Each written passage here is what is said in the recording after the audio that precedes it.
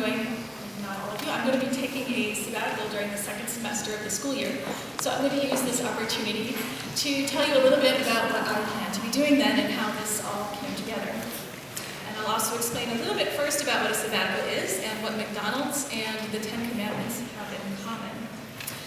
So why does DOC allow its teachers to take off a quarter, a semester, or even a whole year to pursue projects such as Mrs. Rock's spring trip in, I think, 2012 to England to study Chaucer, Mrs. McTavish's trip to teach English in Lithuania, Mr. Weeds's trip a few years ago to serve in South Africa, Mr. Yoder's trip many years ago to teach English in China, Mr. Mass took a trip a number of years ago to Atlanta, Georgia to serve in a refugee camp there.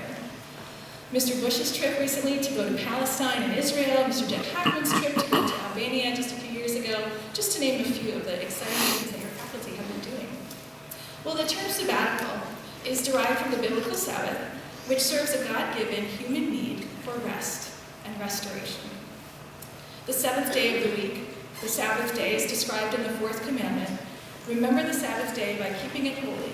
6 days shall you labor and do all your work, but the seventh day is a Sabbath to the Lord your God. God commands us to take out time to rest and worship Him. Traditionally, you'll find sabbatical periods in academic careers, but they're not just for teachers. Eligible employees at McDonald's can take an 8-week paid sabbatical for every 10 years of continuous service with the company. People traditionally take a sabbatical to fulfill a goal, build a skill, or to do research. And rest and getting away is essential for creative and new thinking. It's kind of like Control-Alt-Delete for your brain. You know how your iPad starts acting really funny, it doesn't do what you want it to do? So you go home and you shut it down overnight, and turn it on in the morning, and everything's all back to normal. It's funny how our own creations mirror the limitations that God has given to us as well. A big part of our sabbatical as teachers here at DOC is to bring benefit back to you guys, our students. We here at DOC tell you that you need to be lifelong learners, you need to be world citizens. A sabbatical is our chance to model that for you. Practice what we preach. You need to know that we don't just talk about you learning on your own. We read books ourselves. We attend conferences. We take courses to expand our minds. We don't just talk about you serving your neighbors. We seek out ways to serve ours, be it at church, teaching Sunday school, manning the cash registers at 10,000 villages, or taking time off to teach in another country. So I finished my 10th year at DOC last spring, which made me eligible for a sabbatical this year. So I spent a lot of time last fall researching different options on how I could best use this precious gift of time that I was being given. I knew right away that I wanted to spend time at a place called Casa Sanctuary, which is a Christian orphanage in Romania. So I put a map up here to kind of give you a perspective where things are. There's a pin there, that's Oldenburgish. This is a place that I've been involved with since my family visited in 2013. Seniors might remember their freshman year we did a penny power fundraiser, and we raised enough money to buy a furnace for the boys' home there. I'll talk more about the orphanage later. But while I had this time, there were several other projects that I was interested in and wanted to see if I could pursue. So I thought about volunteering in South Africa when my daughter had worked at a math institute. I thought about serving with World Vision, maybe going to Albania. But it seemed that each of these ideas that I was pursuing, the doors kept closing, people didn't respond to my emails, nothing was really working out. Finding a place to volunteer can be a challenging task. So after many dead ends, last spring I decided that I was going to stop looking. I thought back in my life and all the different ways that God has faithfully guided me and opened doors at just the right time. And I decided that I would stop pursuing and just wait. Wait for a door to open. Not always an easy thing to do. But over the past couple of months, I've been amazed at how God has woven together so many different threads in my life. Sometimes He works His plan over a very long period of time. You see, where I'm finding myself now, 5 months after making that decision to wait, is immersed in something that I wouldn't have imagined myself, but which actually has threads going back to things I did in college. And going to the next slide.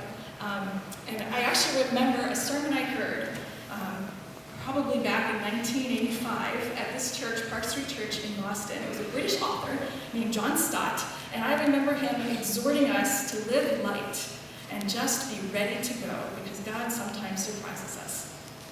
That was the day that I decided to do a double major with Russian and Soviet studies to go along with my aerospace engineering degree at MIT.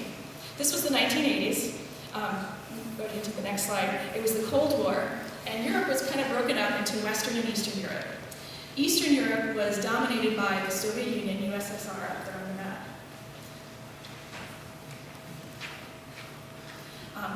In those countries, Christians were persecuted, not only in Russia and the other Soviet republics, but also all of the Soviet-controlled Eastern European nations. People there had a hard time hearing God's life-changing word, and I wanted to be ready to go. And speaking Russian would open doors for me, because everyone was required in all of those countries to study Russian. And learning the language did lead to some amazing opportunities, one of which was a couple of weeks working with refugees in a country that was once called Yugoslavia. Go to the next one. It's now 7 different countries, but the black circle used to be called Yugoslavia. During summer break before my senior year at college, I joined 4 other college students with an organization called InterVarsity Christian Fellowship. And we spent the summer in Eastern Europe serving under the direction of a missionary named Tom Alvinson. Remember that name? So we drove down from Austria into Belgrade, which was the capital of Yugoslavia.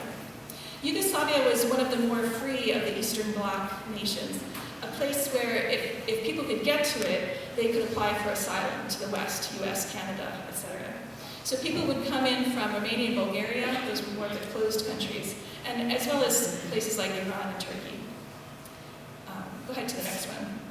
So we were able to, actually these are some photos from 1987, we were able to camp right next to the refugee camp, and we talked to people, we taught English classes, sang songs around the campfire, goofed around a little bit. The picture on the top left there was a staged photo that we made of us sneaking into the country through a barbed wire fence, smuggling bags of Bibles into the country. We showed that to our friends when we got back, to show them how treacherous our journey was. It wasn't actually that treacherous. I do have an interesting story about a border crossing, but I'll have to save that for another time. At the camp, though, we met a large number of Romanian men. That's the bottom right picture. You can see them surrounding a table full of the Bibles that we did kind of smuggle in. They actually had made a treacherous border crossing. They had to cross a mountain range and the Danube River to get to Yugoslavia, and they had scars that they showed us from harpoons that were thrown at them by the border guards. These were all Christians who were fleeing persecution. We heard a lot of horror stories about the dire conditions in Romania that led these people to leave their families and homes in search of a better life. They had a tremendous faith. It was an incredible and unforgettable honor to pray and worship with them.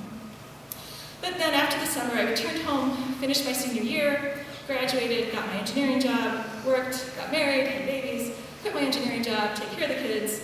Long story short, went into teaching, so here I am, 10 years after starting my teaching career, waiting for the next step, waiting for God to show me what to do.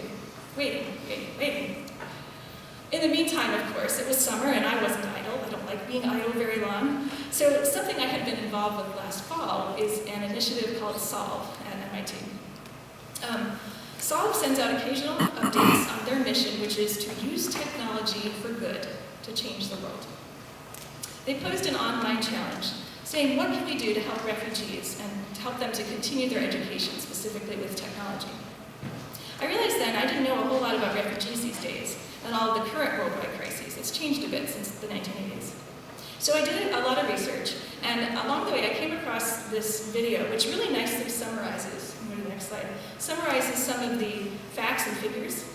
I want you to watch the video and try to catch some of the responses that the refugees encounter when they're displaced from their homes, and some of the numbers that tell the story of how great the crisis